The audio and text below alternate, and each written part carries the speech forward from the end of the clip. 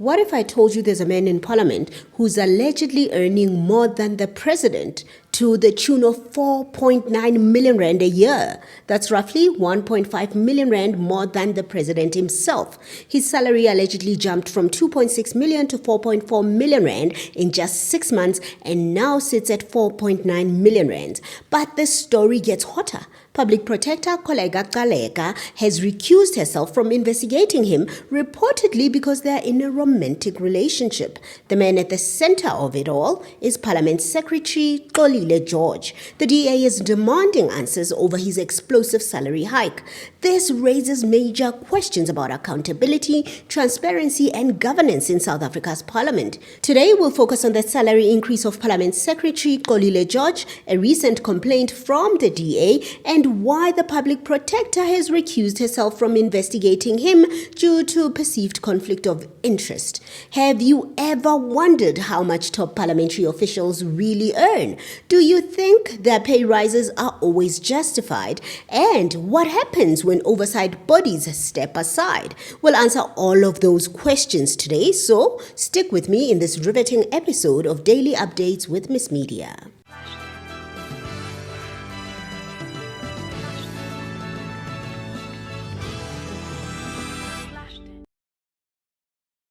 Xolile George was appointed Secretary to Parliament in 2022 on the 5-year performance-based contract with an annual salary of 2.6 million rands. Within 6 months, his package reportedly jumped to 4.4 million rands, and today it's about 4.9 million rands, an increase of around 88% since his appointment. To put this in context, the President of South Africa, Cyril Ramaphosa, recently approved a 3.8% salary increase. This is for top politicians, including ministers, deputy ministers, and parliamentarians. For example, the President himself earns around 3.35 million rand, which will go up to 3.5 million rand pending approval. Ministers are now earning roughly 2.79 million rands. Deputy ministers are earning 2.3 million rands, and regular MPs are earning between 1.32 million and 1.87 million rand. That means George's salary now sits above most of his peers, including top ministers and even the deputy president. So, do you think this kind of jump is fair compared to other parliamentary salaries? And what does it say about accountability in public service? Let me know your thoughts on this in the comments section, and remember to hit that notification bell so that you know when I go live or when I post a video.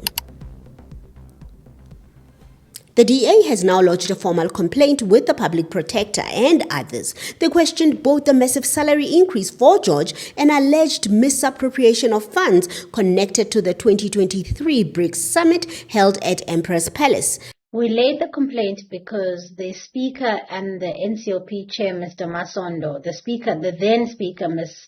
Ngakula, and Mr. Masondo, appeared to have approved a 70% salary hike for the Secretary to Parliament, Mr. Xolile George, which meant that the hike was essentially from 2.4 million rand to almost 5 million rand.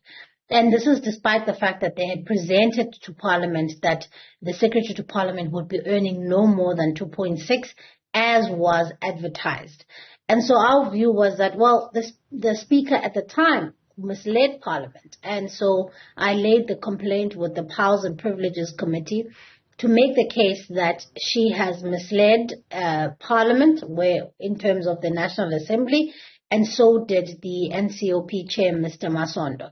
And so this matter has been ongoing for a while, and this week we received correspondence from the senior counsel that was essentially allocated to this case that we cooperated with. We gave our testimonies to. And the senior counsel found that the Speaker has a case to answer for in terms of this matter. Now, this becomes important because in spite of the fact that the Speaker, the then Speaker, has now resigned, Ms. Ngakula, even as an ordinary citizen of South Africa, remember the Powers and Privileges Committee is empowered by the Powers and Privileges and Immunities Act, which if one is in breach, it does not matter whether they still remain a member of Parliament, But if they're in breach of that act, whether it is misleading Parliament, whether it's just in contravention of the act and the provisions of the act, they can still be possibly criminally liable. And that is our view. Our view here is that, remember, whether the Ms. Ngakula is now no longer the Speaker or no longer an MP, the reality is that there's still the issue of the fact that the Secretary to Parliament is earning almost double what the House had agreed to and what the House was told about.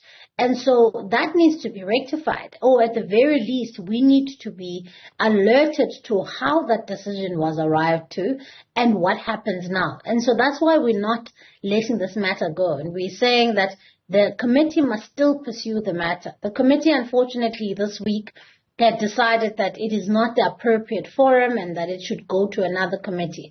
That is besides the point. Our view is that we will take it to whatever committee needs to sit. According to the DA, the salary hike was implemented by Parliament's former presiding officers and exceeded 80% since George's appointment 3 years ago.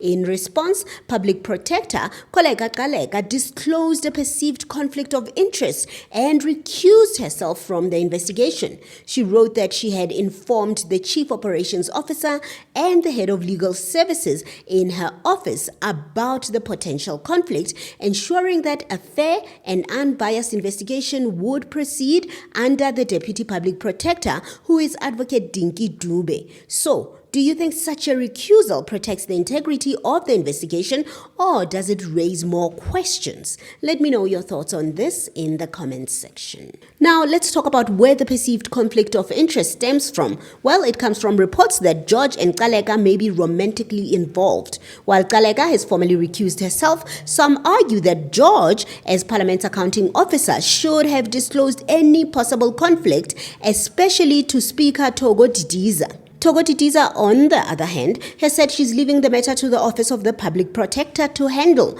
But the DA says this is not right. They wrote this to the Speaker. They wrote, "A disclosure of that nature is not a one-way street. Regardless of the fact that the Public Protector has now made such a disclosure, that does not relieve the Secretary of Parliament of his own ethical obligations to do the same.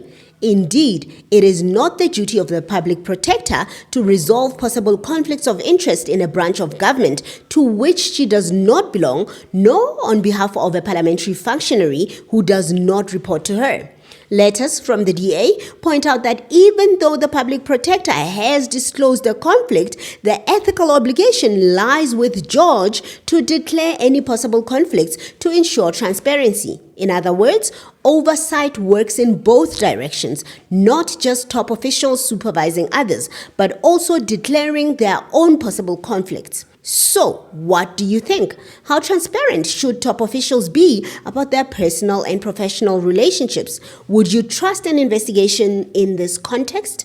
Let me know your thoughts in the comments section. The DA's complaint also highlights irregular expenditure for the 2023 BRICS Parliamentary Forum. While George oversaw the event, questions have been raised about the management of funds and whether proper protocols were followed.